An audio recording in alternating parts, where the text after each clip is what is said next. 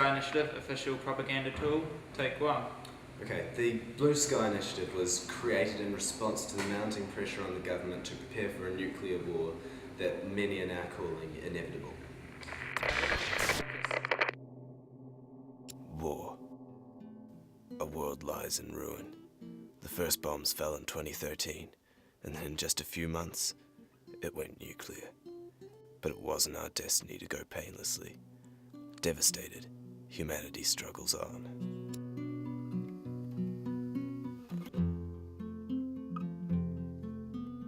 I was away from our lab when the war happened. It was fast. Good way for most to go, considering the alternative. Some adapted quick. Some held off till the food started running out. 3 years in, morality was a luxury few could afford.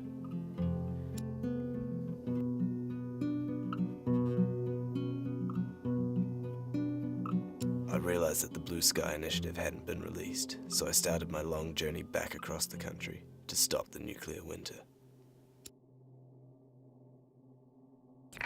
Our area of focus is that should a nuclear war occur, the resulting explosions are likely to throw a tremendous amount of soot, ash and soil particles up into the atmosphere, much like the ash cloud created when a volcano erupts, but on a global scale.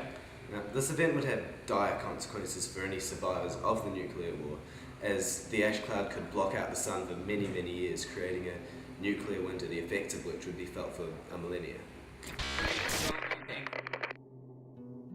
As I reached the edge of the city, I found myself starting to question whether humanity was even worth saving. I could just do nothing, and mankind would die out, leaving the world to start over. Then I found a companion. The first of 100 who didn't try to mug, stab, or otherwise inconvenience me.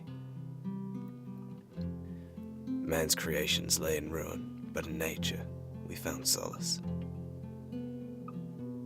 I never told him the purpose of my journey, but I found my faith in people being restored.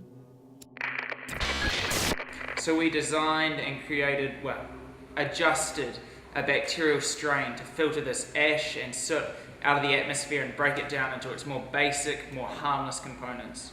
Using our microbiological tools, we can cut into and edit the genetic code of the bacteria and make them do what we want them to do.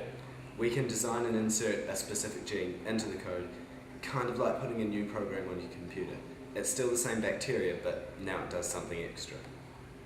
So basically, we have to tell these guys, the bacteria, to eat all of the dust and soil out of the atmosphere before the nuclear smoke monster consumes the world. Bit dramatic, don't you think?